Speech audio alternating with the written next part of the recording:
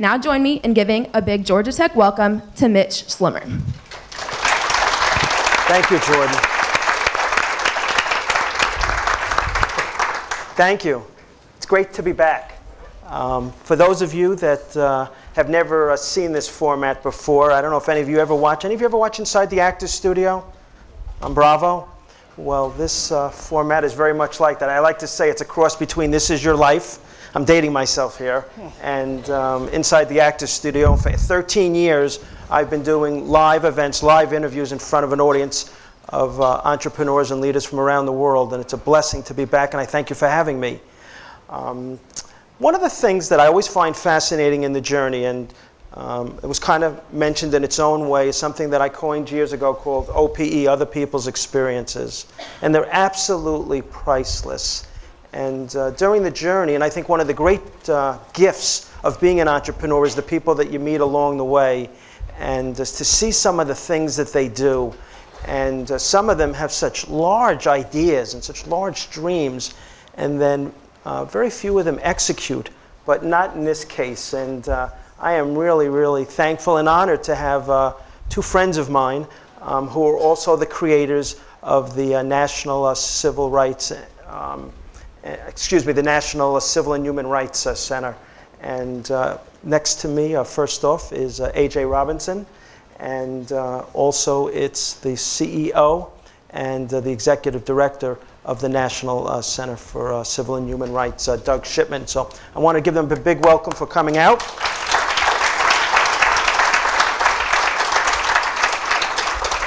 So you might start off and sit there and say, you know, well, what is this place? Many times I've asked people, and not a lot of people have known about it, and guess what? This place is going to be built, and more importantly, right here in Atlanta.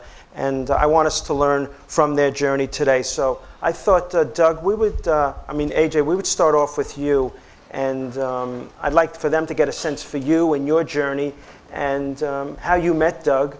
And then we're going to get into the meat of today's interview. And around 5:15, 5:20, Alan, I promise you, we will leave room for questions. Last year we did one that was did so well that we didn't have a lot of time for questions. So AJ?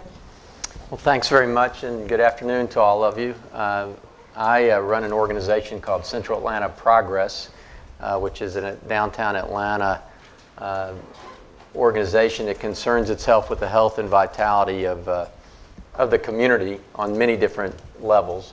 I'm a reformed real estate developer, having worked for the Portman organization, who's a fine Georgia Tech graduate, John Portman. I was there for 23 years and spent a lot of time working on big complex projects. Part of the work we do at CAP is to think about the community not in today's terms, but what is really going to be relevant to us in the future, and what is really going to be relevant to those of you who are going to be part of the Atlanta community and part of other communities down the road.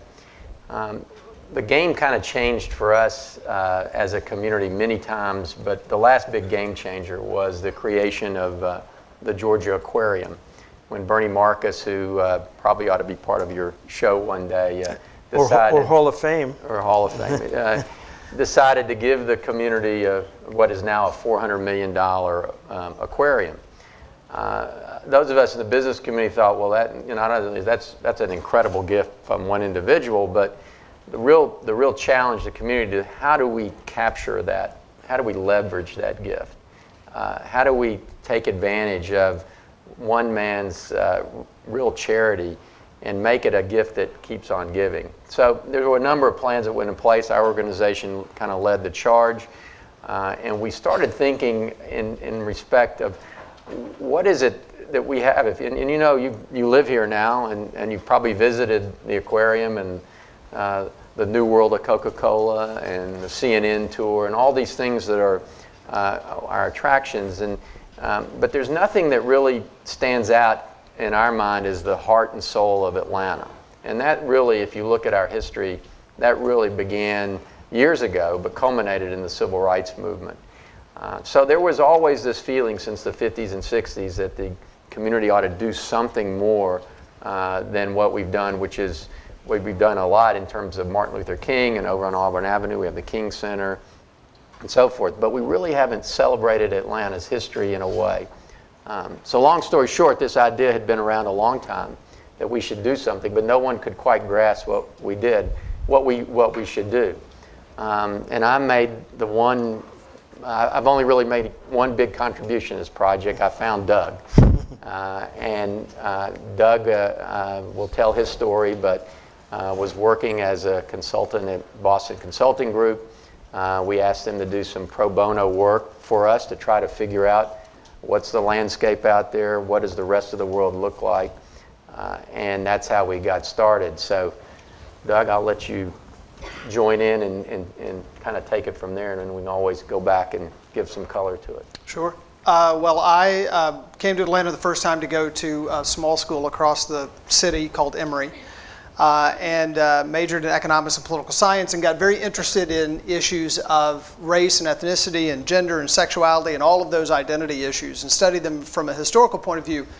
And one interesting class I took was from Robert Franklin, who's now the president down at Morehouse. He was, at that time, a divinity professor. And he was teaching a class, he'd just written a book about Martin Luther King Jr. and Malcolm X as theologians, not just as social leaders, and how their religious perspectives had been a part of their social struggles. I got very interested in that connection, religion and social movements. Then I ended up going into banking for a few years and being an analyst. And so when I decided to go back to grad school, I decided to do public policy and theology, and specifically theology around social movements in various contexts. Gandhi and the other Indian leaders and their religions, American Civil Rights Movement again, Buddhism in Southeast Asia and the way it's interacting with environmentalism and other sorts of issues like that. And then one thing led to another, and I ended up going to BCG for 6 years and doing absolutely nothing that was pro bono or not-for-profit. So I worked in all for-profit industries in Atlanta, in New York, in Mumbai, India. And basically AJ and Mayor Shirley Franklin had percolated this idea, and they called the firm and they said, we need somebody to provide some pro bono services that knows something about museums or civil rights history. And the partner at the firm who got the call said, we know nothing about museums, and we have this one weird duck who knows something about civil rights history, and his name is Doug, but he's white. And you may know, Mayor Shirley Franklin is, yes, and Mayor Shirley Franklin is African American. And she said, I don't care if he knows something and he's free, send him over. And so that's how it all started for me in trying, and like any good consultant, trying to figure out what and how to do this meant benchmarking. So the first thing we did is we went out and looked at 35 other museums across the country. Everything from the U.S. Holocaust Museum in D.C. to the Lincoln Presidential Museum in Springfield, Illinois, to the Tenement Museum in New York and the Muhammad Ali Center in Louisville, and all these other facilities that were either already up or going to be built, to figure out how do you build one of these things. And what I initially learned and immediately turned to AJ and he agreed with was that the museum business is an oxymoron. There is no such thing. There are museums and there are businesses, and rarely do they ever meet in the middle, because most people who build a museum have no idea about a business model, and most people who can build a business model would never build a museum because it's a loser. And so from the very beginning of this project, we have been basically doing two things. One, trying to create an institution that will speak to the legacy of civil rights in Atlanta and in the country in a way that is relevant for people who did not live through it. So in essence, people who were born after the movement took place. And trying to do it in a way that is sustainable from an economic perspective, which is incredibly difficult to do, not only in this environment, but in any environment when you're talking about one of these institutions. And so that's really how we got started. So it's 2005, right? Just around then, you know, you start to really, this starts to percolate, as you mentioned. The mayor was really behind this. You raise some initial seed capital. You start to put boards together. You know, you look at, you know, this thing might cost you $125 million to build. And what I thought would be invaluable for both of you, and maybe Doug, we can also show some of this, is to take people through really the things that you really needed to create in order for this center to be reality. And if what you don't know is they're only about $5 million away. They've raised about $80 million, and they're only about $5 million away from their groundbreaking. So I'm hoping before the end of the year that's going to happen. And I can tell you, as a lifetime entrepreneur, These two leaders and entrepreneurs are doing something that very few can pull off. There's a lot of people that come into town with a lot of great ideas, and eventually they don't make it, but this one is going to happen. AJ, you want to start with I've got a picture, actually, you'll recognize this, of our esteemed Blue Ribbon Commission that we started with. You may want to start with them. Well, maybe we'll start with this group, and to get to Mitch's question. So Doug came back from this incredible benchmarking and said, well, you know, I got this really bad news. Museums don't work. You can't build a museum. So that kind of shook everybody up. Well, then what the heck we do now? And we began this journey, and there were a group of us, kind of community leaders that we recruited, and Doug kind of staffed, and we went around and looked at museums, and particularly Birmingham, Cincinnati, things that were close to civil rights. And we did recognize that, yes, these things exist and they're very nice, but they're kind of a one-off thing. And if we just built a museum to part of Atlanta's history, 55 to 65, we were really good. But you'd go one time and you wouldn't go again. So what we began was this, what is the product? What can we do in Atlanta that celebrated our past, but also talked about the future and engaged people about the future?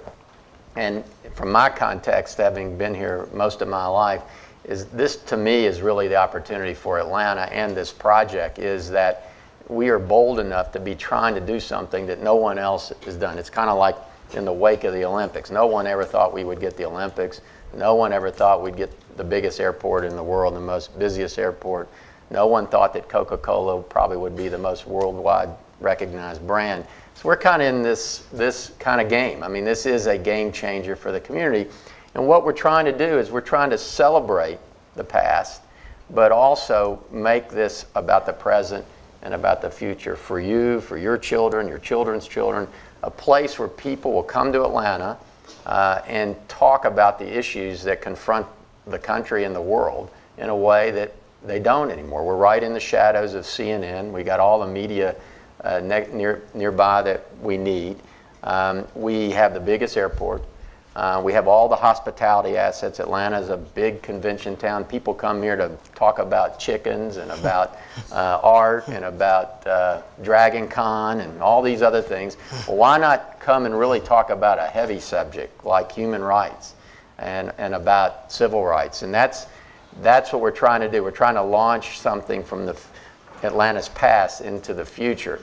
And that was the kind of what came out of this group as we went around.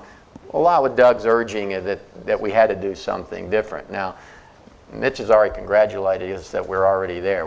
This is a new idea. We're not quite there yet.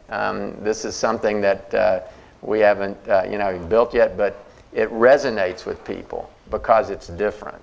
It resonates that we're not just building another museum, because I think we would fail to raise the money, and I think we would fail to capture the imagination of people that it was just another thing. We really are trying to do something that is going to live a long time. So I'll turn it back to you. You know, from a tactical point of view, if you think about this as basically social entrepreneurship, there are a few interesting things. One phrase, if you ever get into something that is about social entrepreneurship, that I would encourage you to remember is nobody loves your project more than you do. You will love your project the most, which means you'll also be blinded by all of the good things and ignore all of the bad things the most, which is the way it should be. You're the one who has to sell it. But you also have to temper it. The first thing we did after the benchmarking is we built a pro forma business model. And we basically challenged ourselves with the following equation. Most historical institutions, museums, art museums, anything in that space, only produces 40% of its own operating revenue every year. It has to raise 60% of its operating revenue every year. So that means it's actually a fundraising organization with a big asset on its back that it's trying to keep afloat. Well, none of us liked that, especially the two of us who had come out of the business world. So we said, can we actually make the equation flipped? Can we actually have 70 or 75% as a minimum of our own revenues being produced from operations and only raise 25% or less every year? So we built that pro forma, and every decision that's followed, from design to operations to staffing to everything, has to basically meet that equation. And so it's led to some very practical things about the design and about the approach. So that was the first thing we did, was to build the business model. The second thing we did is we worked inside out. So we actually worked on the story, and we worked on the product, and we worked on the content, and we worked on the elements of the facility before we let an architect near it. Typically in these situations, you get an architect, you draw a picture, you start raising money, and then you figure out how it's going to work. And what ends up happening is it works badly. It doesn't work very well for what you actually wanted, but you're stuck because everybody's giving you money for that specific design. And so we actually said, what's the content? We spent 2 years on that. And then we actually had the design competition. And we gave each of the architects a folder about this large, about 200 pages. Operating specifics, content specifics, physical attributes. And along the way, Coca-Cola had donated a piece of land to us. And that piece of land happened to be right next to the aquarium and the World of Coke. And so the aquarium is on the left on this slide, and the World of Coke is bottom right. This is called Pemberton Place. It's right in downtown Atlanta. And they had donated 2.5 acres for us to build on. So we actually knew the spot we were going to build, which also was great because there are about 4 million people that move through this area every year. So we had a lot of people outside the front door. The other thing that had happened is that Shirley Franklin had led the purchase of the Martin Luther King Jr. Papers collection, which was a collection of 50,000 items related to Dr. King's life. Everything from the I Have a Dream speech draft to his report card where he got a C+ in public speaking. True story. In graduate school, in public speaking, Dr. King got a C+. The really fun part of this story is there's another part of the collection that is his note card file from his entire life. Dr. King actually wrote one thought down per note card and would make his speech outlines by organizing the note cards into an outline, writing the outline, and then making the speech. He wasn't just a blessed speaker, he actually worked extremely hard at it. And obviously he wasn't good at it when he was young. He had to work at it even harder. So we gave all of this stuff to the architects. Said, you have to build a building that will basically fulfill this practical vision and this aspirational vision. And about half of the world-class architects, and if I named some of them, you'd know them, said, no thank you, I'm an artist. I can't be bothered with all this practical stuff. And they walked away, which was exactly what we wanted. Because we wanted a design that actually was going to work for what was going to be a sustainable institution. And this ended up being that award-winning design. And it's basically 2 buildings that overlap at the ends with a green roof, 1 wing exhibitions, 1 wing around event spaces in order to allow it to be more than a museum. And this was, and the aquarium is to the right again and the World of Coke's to the left, this was what won the competition. But then, as we worked the business model, we figured out that this was too big. It was too large, and the operations were going to cost too much long term. How big was this, Doug? This was a little over 90,000 square feet and would cost $100 million to build this building. It's a big building. And as we worked the math and the board, which AJ serves on, and had the discussion, we said, you know what, we can't make that equation of at least 70 to 75% of our own revenues from operations work.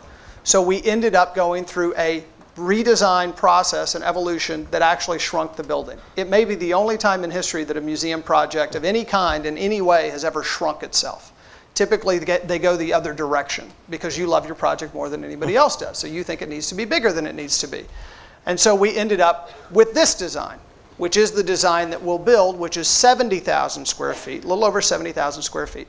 Similar kind of aesthetic, similar kind of look, but much more efficient, because the buildings are now pushed together. So you have less wall space, it's easier to heat and cool, it's easier to operate, takes less staff, all the practical things, but it has the same spaces that we had before, save one, which was an auditorium space that we just didn't think was going to make enough money. And so we basically scaled it back. And so I tell that evolution, and there are lots of stories like that in this project, that it's both an aspirational, emotional thing, and it's a very practical, hard-nosed, making trade-offs because you're building a business asset kind of thing. And so we've been going back and forth the whole time between those two. Well, I tell you, it brings up a natural question, and you've kind of have led into it. And as I mentioned briefly, they started in 2005. So here we are in 2011, 6 years later, and they're getting real close.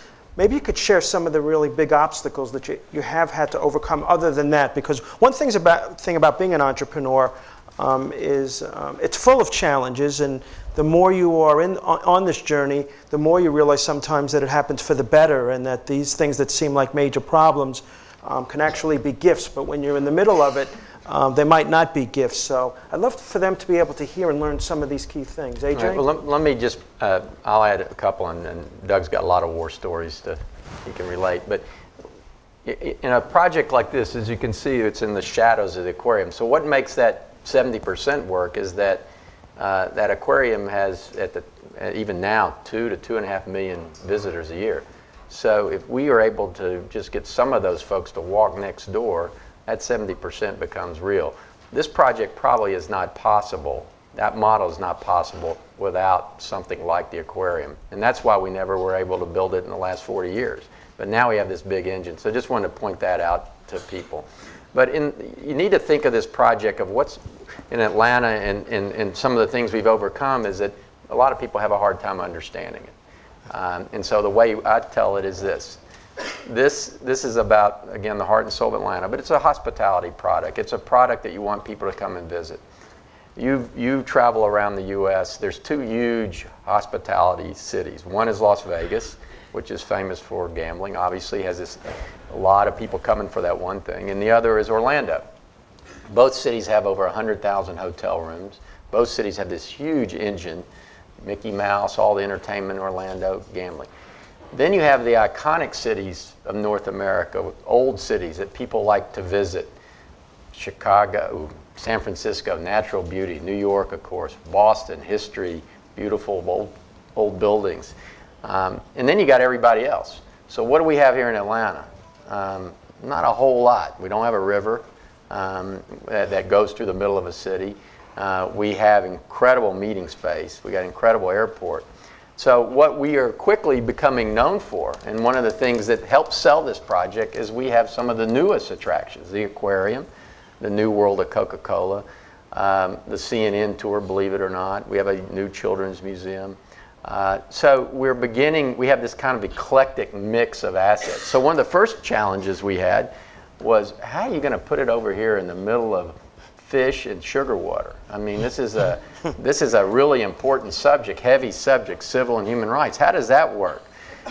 And we kind of shrug our shoulders and say, well, it works because it's a different experience. It's like having, you all are all too young, where at Disney you used to have that A, B, C, D ticket, and the D ticket was always the good rides, and you always saved up your D tickets or whatever it was. I mean, this is a different experience. This may be an A ticket. But we think that families particularly, we think of people who are coming here for reunions, a lot of reunion business in Atlanta, a family experience, that this is a little different. So maybe one day you go to the aquarium and the next day you have a more interesting, but so one of the first challenges is you guys got to be crazy putting it over there. Well, that's exactly why we want to put it over there. It is different. A second challenge is this gap between what is it, if it's not a museum, then what is it? A lot of people, as Doug said, the museum model gets copied time after time after time, and it doesn't work. And it struggles, and people struggle, and they're always had their hand out for money. We're trying not to be that. We're trying to look at this thing as a real business model first. So, but people don't understand it. So when you go to talk to funders, they want to know, well, you tell me something that it's going to be like so that I understand. Well, we don't have anything to point to. So getting people over this idea. Then you have people, because of the museum business, who have funded museums over time and lost money. You have to explain why it's not a museum. I lost money in this. So if is it like a museum, I'm going to just lose money again. You're never going to make it. And a great example here, years before you all were on the scene, the Fernbank Museum. How many of you been to Fernbank over there off of Ponce over there? Fernbank opened, it's a wonderful museum, beautiful facility, opened in the late 80s, early 90s, and was a lot of money was borrowed, heavily in debt from day one. Ended up banks taking a big bath on it, and a lot of people got burned in Atlanta. Well, that experience has haunted us in the community trying to build any asset for many years. So why are you not going to be like Fernbank? I mean, all this track record of failed experience. So these are the common issues of any entrepreneur, convincing someone that their product and their passion is worth it. I think in the end, it's a long journey. You have to convince people that you know what you're doing. You have to make the business case that this is an important asset to add into the collection of what Atlanta has to offer. It's not sugar water, and it's not fish. It's something that really represents the heart and soul of what the history of Atlanta is and what it can be in the future. And again, trying to play into people's imagination that it's taking advantage of all the other assets that we have here, whether that be in the hospitality community, the airport. So what other war stories have you collected? Well, there are a couple of them. I think that one thing that Shirley Franklin said to me very early on is she said, oh, this is just like a political campaign, in that you're going to have to tell the same story with enthusiasm about 10 million times. And literally the same story. She told a story. She was on a community project, the East Lake Project, which you may know a little about. They redid the East Lake Golf Course and it transformed the whole neighborhood. She told the story that she had one laminated cardboard sign that explained the project. And she would take that sign around to community meetings for 2 years. And she wouldn't replace the sign. It became tattered and torn. And I said, why didn't you replace it? She said, so everyone would know that I wasn't changing my story, because they saw that I had used the same sign for 2 years. When you're selling something like this that doesn't exist, you have to have the enthusiasm and the energy to know that every person you talk to, it's their first time, though it's year 2000. And that takes a lot of work. And it takes practice, actually, to be able to do that with the same sort of integrity and enthusiasm each time. Second thing is, this is sort of like evolving a brand that everybody thinks they know and they really don't. So it's sort of like if you took some old brand like Pez, you know, the old Pez dispensers, you know, the candy and the head on top. It's like if you took something like that everybody thinks that they know what it is, and then you want to evolve it into something else. If I say civil rights, you're probably going to say Dr. King, African American freedom, maybe you're going to say Selma, maybe you're going to have to say the I Have a Dream speech. And that's a small part of what we're doing. But hardly anybody in this room actually lived through the time period looking around. How many of you were born after 1970? Just raise your hand. Yeah, almost everybody in the room. It means none of you know this history from a personal perspective. So we've got to take something that people think they know a little bit about and evolve it into something that's relevant and different. And that's a challenge. The third is, and you know, we have to touch on the economy, because if I don't, somebody will talk about it. In this environment, people want to be the last money into a project. And I think that's true in a business perspective or in a not-for-profit perspective. They want to be in because they think there's safety in numbers. Well, if AJ gave to it, he knows more than I do. He's a smart guy. It must be viable if he gave to it. And the other is they're trying to mitigate risk of a market downturn, because so many people who are philanthropic or so many foundations are basing it off of equities that they hold and the assets they hold. So instead of saying, I'll give it to you over 2 years, they want to give it to you over 4 years, over 5 years. And from a practical standpoint, you got to manage the cash flows, because once we start the building, it will only take 2 years to build it.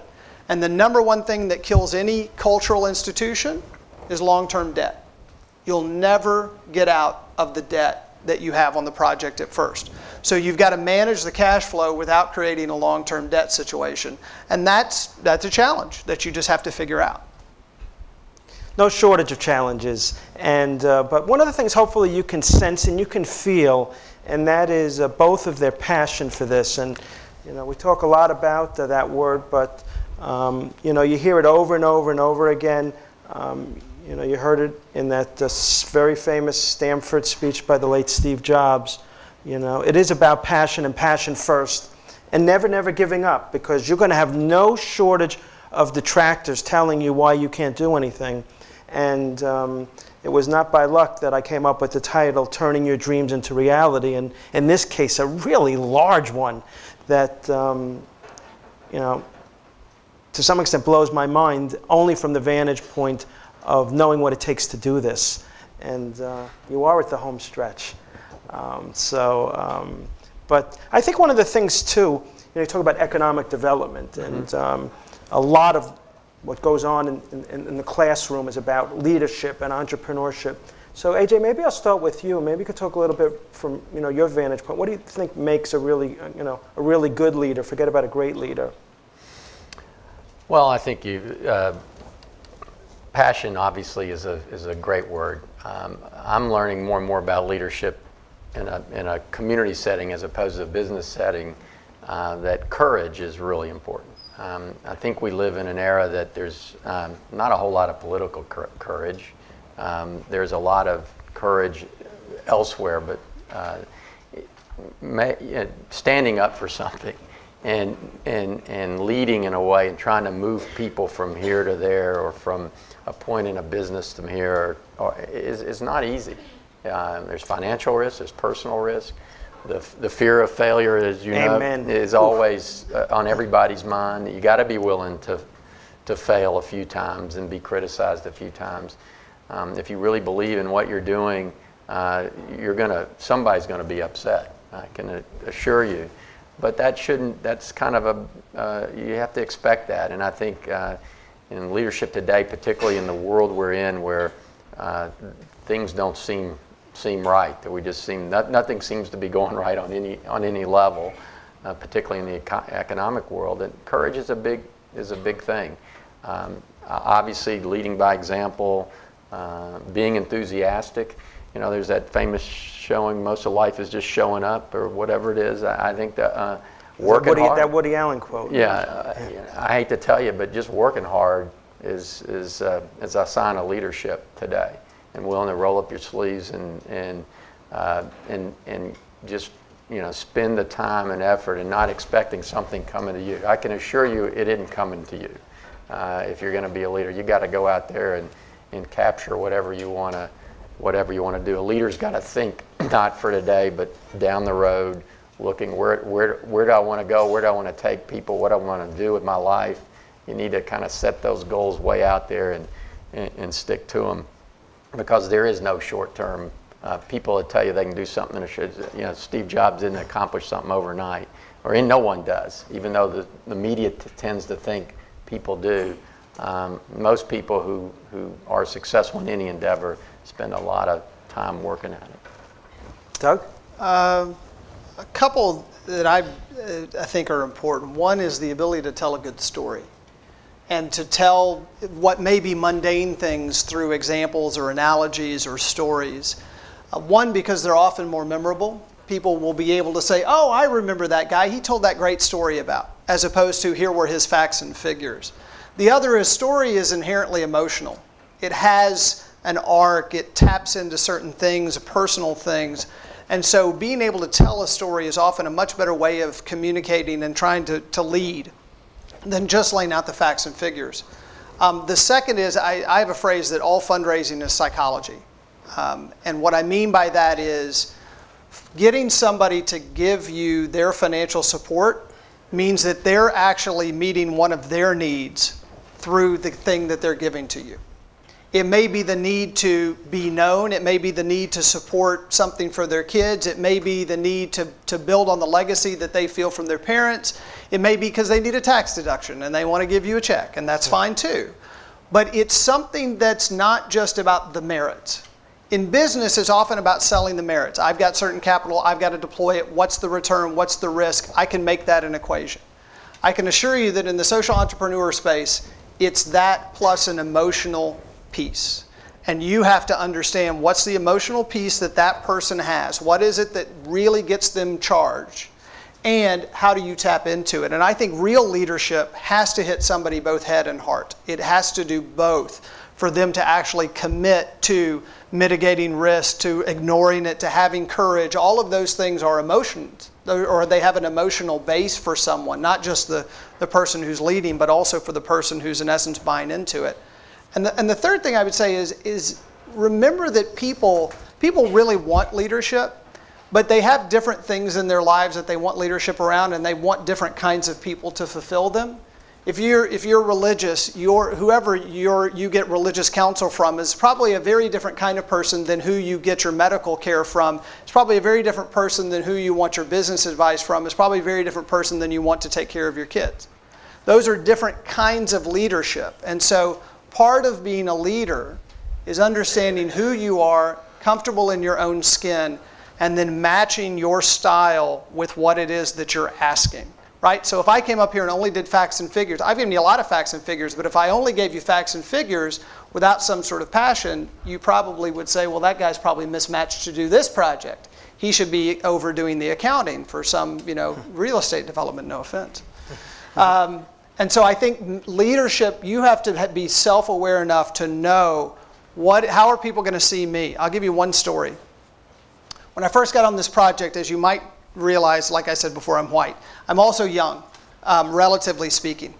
So as I got to know the civil rights icons, Andy Young, John Lewis, Evelyn Lowry, Juanita Abernathy, the King kids, all of the folks who I had studied, almost all of them would give me some sort of test. In that they would ask me trivia about the movement and specifically about their life. Well, when did I get to Selma? Or what was my role in Birmingham? Or these kinds of questions. Because they wanted to see exactly why I was there and did I really know what I was doing. And so I passed the test because I actually know a lot about civil rights history. And then they started asking me things they had forgotten because they actually wanted to remember some other things. And they're like, well, I forgot, when did I do this? And could you, Doug, what was that day? And blah, blah, blah. And so it was quite funny that in part my credibility was built on some sort of knowledge base, but then once it was built, the relationship was completely different. And that's just one example of me not being offended by the question, right? If I would have said, oh, I can't believe, AJ, can you believe they're asking me this question and they don't think I can do it and they think I'm too young and I'm going to stand this anymore, I wouldn't have actually built personal relationships with all of these folks who are wonderful supporters of the project. So again, it's being comfortable in your own skin and being honest about what is it that you're going to be asked to do and how are people going to perceive you as being a leader. And also, which I think came through loud and clear from last week, is moral courage and the ability to really stand up for something you believe in and not being afraid of sharing it and maybe not being loved, but you know in your heart of hearts that you're right. And I think that holds very true here. I think also one of the things that I find fascinating with big ideas, and this is a really big idea, is you don't build anything great alone. And I know one of the things you talk about is collaboration. And I thought as we start to wrap up, and then we're going to go to questions here, is maybe talk a little bit about partnerships and collaboration and how you found partners and so on and so forth. So Doug, we'll start with you. Sure. I'll take the structural, and then you can take some of the more insider. I mean, structurally, we said, okay, how does this function in collaboration with other institutions that care about civil or human rights? So one is around whether or not we collect stuff. So are we going to collect stuff and own it, or are we going to partner with people who have stuff? We decided the latter. Actually is more cost effective, and it doesn't create competition with other universities and museums and institutions that have archives. So we said, you know what, we're going to be an exhibition facility. Somebody else is going to own the stuff. The King papers are owned by Morehouse College. We display them for the public. That kind of partnership model, lots of those exist. Second is we decided that we wouldn't be for specialists, we would be for the public, and we would bring specialists to the public. That we, in essence, we would collaborate with people on the front lines. We wouldn't try to do what Amnesty International or Human Rights First or NAACP or any of those organizations do. We would highlight what they do for people who really don't know. And so we disaggregated in that way. And so even tonight we have a partnership with CNN, and we do what's called CNN Dialogues, and we bring national speakers on topics to Atlanta and then broadcast it nationally and internationally. So we partnered in that way. So we would be a platform for them. And then finally we basically said, if you really think about it, we're not competing against other cultural institutions or other entities that talk about civil and human rights. We're really competing against playing Wii, hanging out on Facebook, going to Six Flags, going to a movie. We actually want more brain time around these issues.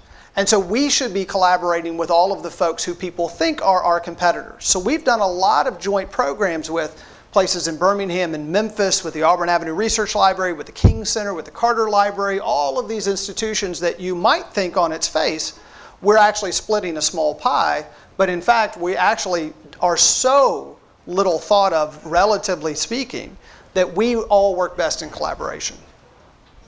And you're right, you can't do anything that Hillary Clinton said it takes a village, right? I mean, you have to collaborate, particularly at its core, a project like this is a real estate project, and real estate projects involve all types of collaboration between creative people, hard-nosed guys who build things, people who operate things, vendors who provide things. So it's one big, massive collaboration or project management model that you have. And at its core, though, in terms of how you do this, you have to. The one thing you control as an entrepreneur is your reputation, and that's what's going to get people don't. And Doug may differ with me on this. People don't give to causes that much. They really give to people. I agree. And they give to people who they think are going to be good stewards of a particular cause, That's right. and or a business. They have confidence that Mitch is going to make them a whole lot of money. It's not necessarily that he even understand the idea, but they know his reputation. They know that he's credible. So what we've tried to do is surround ourselves in this project with credible people in different areas. We've tried to populate our board of directors with some national folks who are very familiar with the human rights side of things. We've tried to get folks who are historians involved. We've had folks who are off of big business boards, who know people who have money and have means. So you're always in a collaboration looking for associations in a project like this that really get down to reputation that can help your cause. And again, they have to care about your cause, obviously, but you want to collaborate with folks who you think will add to the mixing bowl that will end up in your project and make it better. So, and that applies to any project or any business that you want to enhance your product with as much credibility around it as you can. Yeah, just to put a fine point on that, you'd rather have an A team and a B idea than a B team and an A idea every single time. And that's what we've tried to do. Well, we've tried to have A team and A idea, Yeah. but certainly A team is what matters. You don't want A and C. No. A and B is okay. Yeah, that's right. Well, many times you hear management, and you could imagine them in front of investors and the people that they're with. And as I said a little bit earlier, $80 million they're there so far. And I don't believe in luck, so that hasn't been luck. It's been due to a lot of the things that you learned today. We're going to get ready to take some questions, but I have just one more quickly, 30 seconds. Doug, will go with you, and then AJ. What's next now? What's going on now?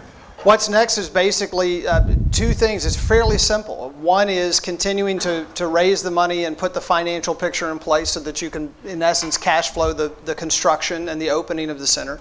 And the other is to move through the real estate side of it, to AJ's point. You move through the design stages, then you move through the construction stages in a way that actually open up the facility that you envisioned.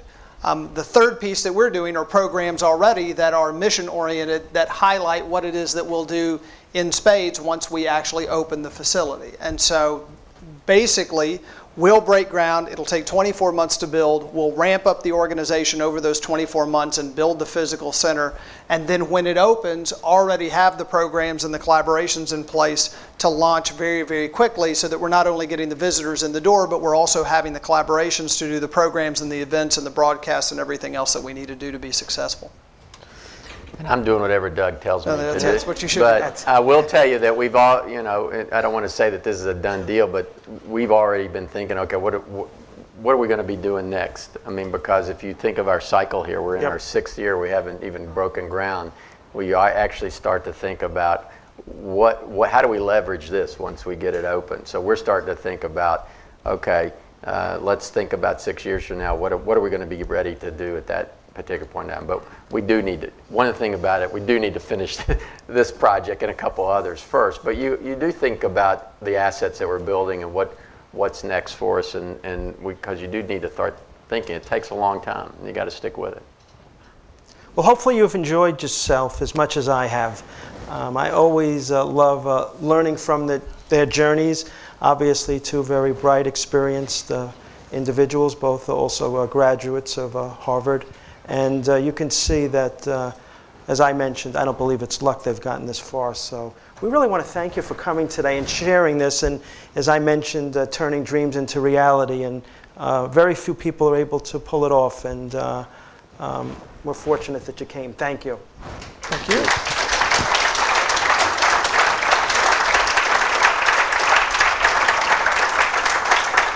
All right, Alan, let's go. Let's go with the questions before they want to leave. These are the ones I fear the most. The really smart questions. Don't be shy. Can you hear me? Yes.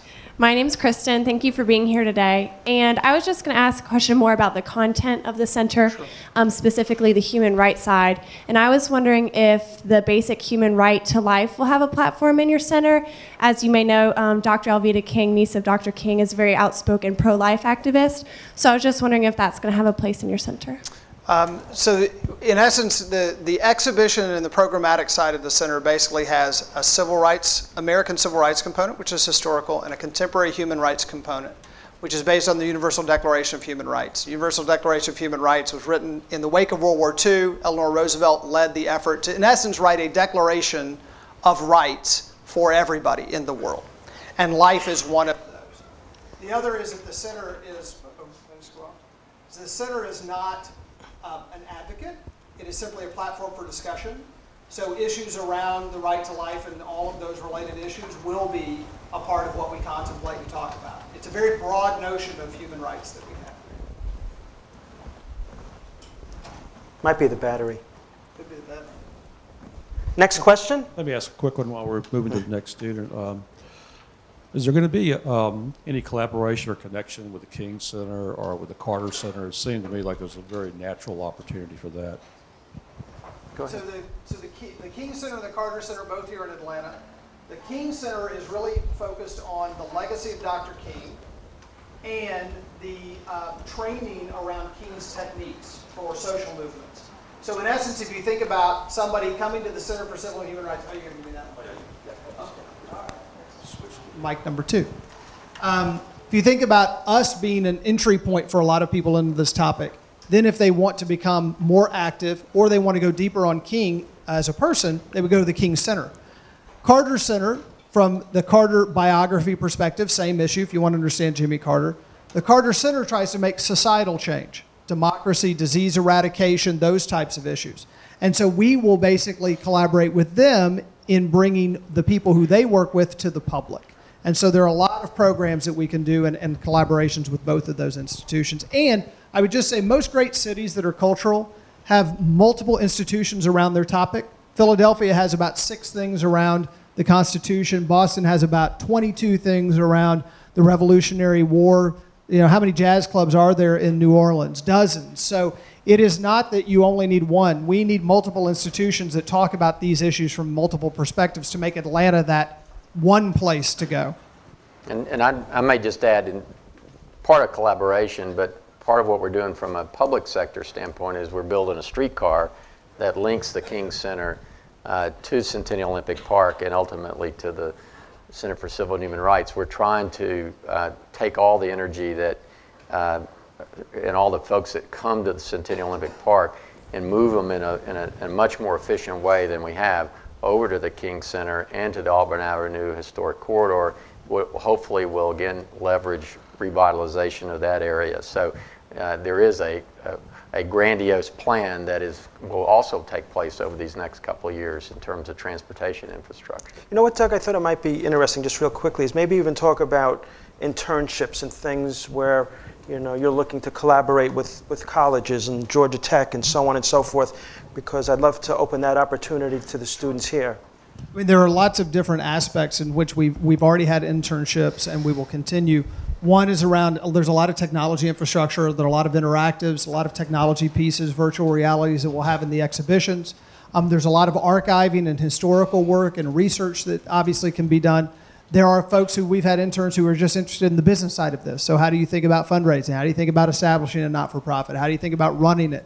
And then finally, there are internships that we have around the communication side, because in some ways we are a communications portal around these issues. We have a very vibrant website, we have several blogs, we do a lot of social media, and we've had interns around that as well. So there are several different ways, and those will scale up even further. We typically have 1 to 2 at any one time. Those will scale up to be in the half dozen to a dozen at any one time when the center opens. Next question. Hello, yeah. So I really like the concept of a museum that isn't fully dependent on just donations. But what kind of revenue streams are you guys going to get that's different than a regular museum? Yeah. So the typical ones are you have your tickets. You have people who buy tickets to come into the museum. You have a retail arm. You can leverage up your event and programming revenue So either rentals or programs that you do. The aquarium's probably the best model of this in Atlanta. They make an enormous amount of revenue from their event spaces and their rentals. They've really transformed that from a business perspective. Then there is something we've discovered. There are corporations and not-for-profits that don't just want to rent the facility. They actually want you to almost be their outsourced training arm around these issues. And so there's an untapped revenue stream because of our topic for corporations, especially that want to talk about supplier issues, labor issues, environmental issues, diversity issues, HR issues, but they don't want to do it in a hotel, and they don't want to do it in their own corporate office. They want to do it someplace special and meaningful.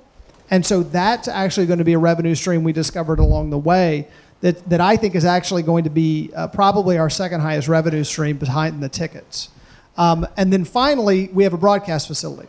So we will have a live two-shot broadcast studio that will allow us to do broadcast, but also rent that for various kinds of things. There's a place called the Newseum in DC, Museum of News. They have 2 broadcast studios, and they make a very healthy revenue off of that endeavor.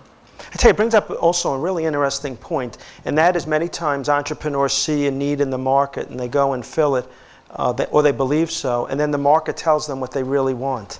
And many times when the market tells you what it wants, it's very different than your original idea.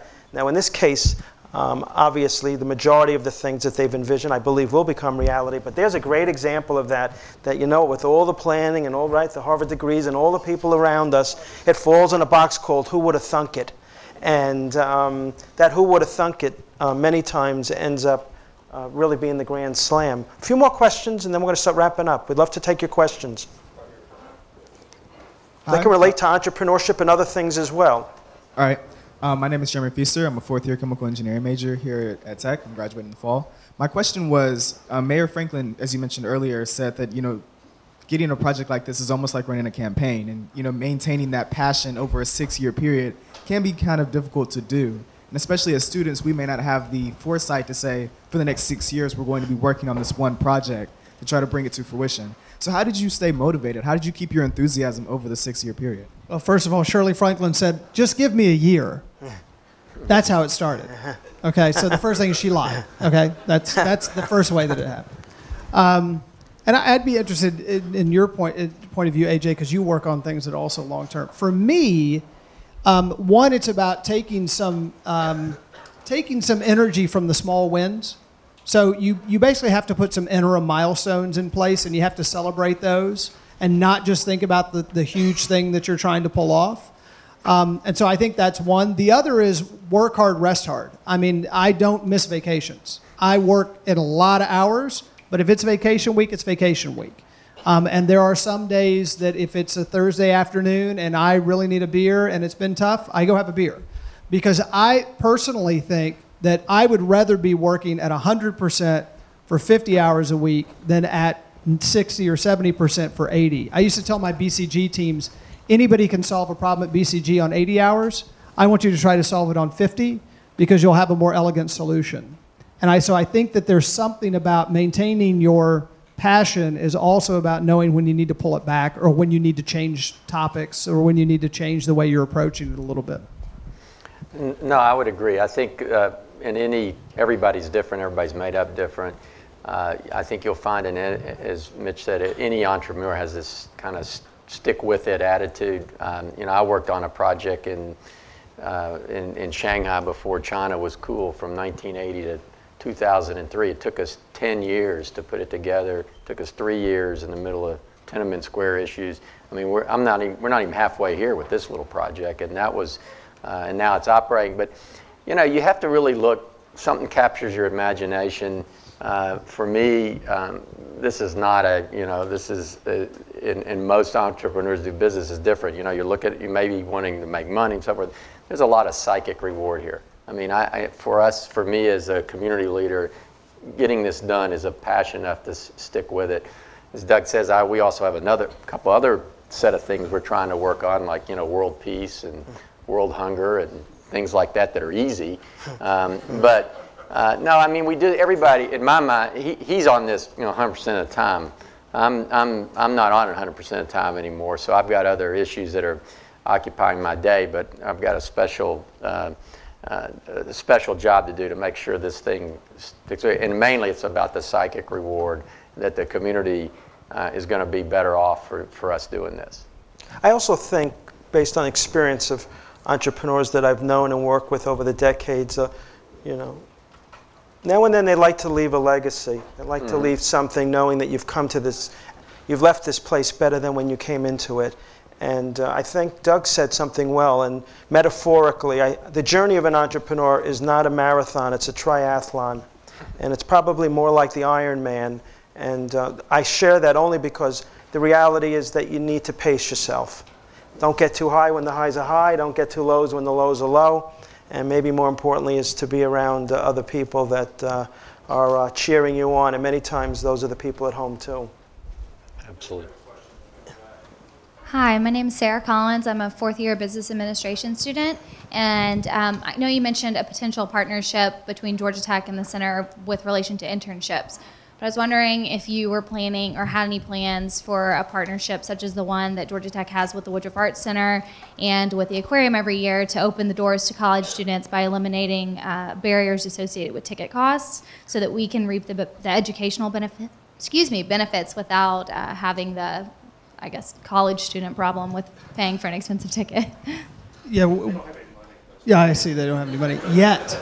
Right? I don't know. I go to Ray's. I see a lot of beer and stuff. Well, there's a bigger question inherent there, which is how do you think about Center for Civil and Human Rights and access, given the reality that we are a ticket model, right? It's not free every day. So what we've done is in the business model initially, again, we built in 1 free day a month, or it could be split into 2 half-free days a month. And we said, look, we have to keep that, and we don't know how we'll deploy it. Sometimes it may be college students, sometimes it may be kids, sometimes it may be Fulton County residents. I mean, there's lots of ways you can do that, but we basically built in a free component so that we could do and reach out to folks who couldn't afford the ticket price. The other is foundations actually usually don't give operating support to these kinds of institutions except for tickets for certain populations. So certain institutions have been quite successful in getting foundations to give a certain number of tickets funded every year, and then it's up to the institution, in essence, to distribute those. So those are the ways that we'll address that. This will be our last question. Let's look down 3-4 years. You're open a year or two. How do you measure success? What are the metrics of social and economic return on investment? Why don't you talk macro and I'll talk micro? Well, we have this dream, and since we're in, I don't know if you've been following these last couple of weeks, that all these awarding of the Nobel Prizes, Doug and I had this dream early on that we will know success that if the prize is given, and then the next day we have the Nobel winners on some subject, maybe Peace Prize instead of economics, or it could be anything, are making a speech in our facility, and CNN is covering it. So if that's going to be our success, if we are able to accomplish that, that would have hit all the things I've been talking about of making Atlanta relevant in the future. I think, again, part of and there's different ways to judge this project in terms of success. Part of it is just getting the story told about the history of this era in Atlanta's history. For me, this is really we will be judged by whether or not we're able to provide a place that convenes of people around a future conversation, and that we're able to get people to think, I got to go to Atlanta because I know that I can talk to people there about a particular thing that's going on in the world. And if we begin to get that kind of buzz about this place, then I think we would have accomplished something that we really want to do. We never thought we really could do it. Just think of how the world's changed in the last 6-8 months of all the issues in the Middle East. If we had been open today and had a microphone in a media center, and all those people commenting, people coming on a daily basis to identify with students in Cairo or wherever, and we would be tracking the progress of what's going on in the human rights things around the world on a big board in our project. I mean, that's a place that I would say would be success. So it's hard to kind of put a metric on a financial success yet. Doug will tell you that as long as we don't have to borrow any money going forward or something like that. But to me, it's much more about the feeling of this place, that we created something that made Atlanta a special place to visit, and this project being representative of what Atlanta has to offer to the world. And that's, I'm not quite sure how we're going to judge that yet, but for me personally, that's how we would judge. I agree with those. From my perspective, if we have hit the 75% or greater revenue from our own operations, that'll be a huge success, and that means that it'll be taught as a business school case because it'll be such an anomaly in the field. If it has the multiplier effect of bringing conferences that would not have otherwise come to Atlanta because it exists, if it has the multiplier effect of people wanting to hold meetings here because it exists and they wouldn't have otherwise, then I think it's a success. And I think the other is, and I'll leave you with this very interesting thing that we discovered along the way, the Holocaust Museum in D.C. How many of you have been there? Just raise your hand if you've been to the Holocaust Museum in D.C. It's about 60, 70%. When it was first built, the folks who built it figured that there would be a majority of their visitors would be Jewish early on. But they did the math and they figured that they couldn't sustain the numbers they would want to over time because either every Jew in the U.S. would have to come basically 2 or 3 times a year because there aren't that many Jewish folks, or they would have to change the proportion. So as they designed the entire storytelling, they made ways in which non-Jewish folks, non-folks who went through World War II, non-Europeans, could make the story relevant to them. And now, when they opened up, their visitorship was over 80% Jewish, and now it's less than 15% Jewish. And there are very few people now who are alive who even remember the period.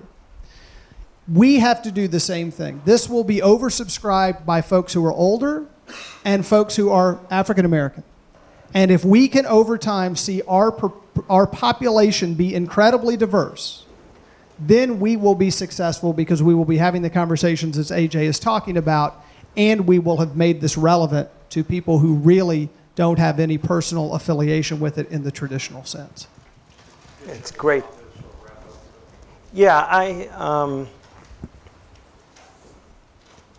it's more than a great story. I think this idea creation is going to make a huge difference for society and for Atlanta. And I'm trying not to embarrass them because I realize you're not there yet. But I can tell you, if you take a look, some of the handouts you'll see is over 10 years ago, I came up with the idea for the first ever Entrepreneurs Hall of Fame. And I started it online, always with the vision of building a physical facility. But I was running a business, and it's hard to run a business and do something this big. I'm not a big proponent of dabbling. And I've been given the gift of being able to focus on this. And probably the greatest gift is that both AJ and Doug have been kind enough to not only join our advisory board, but their experiences are invaluable. I'm listening to them. I'm learning from them. Even to the vantage point, I still remember the first day, AJ didn't know, we didn't know each other at all. And he said, Mitch, can I really talk openly? And I said, hey, I love good open candor. And he made a very strong case with facts why he thought Hall of Fame was not right anymore. The name Hall of Fame. The name, not what it was going to do. And literally, you know, you're really hearing in the last month, we've come up with a new name for the epicenter. E standing for entrepreneurship, P standing for philanthropy, and I standing for innovation, and having it be the home of the Entrepreneur Hall of Fame. So I share this with you, is I am where they were 5 or 6 years ago, and I have them, and my goal is to bring this to Atlanta as well and to be another one of these facilities, and hopefully you'll come along for the ride and help me as well. Thank you, everyone.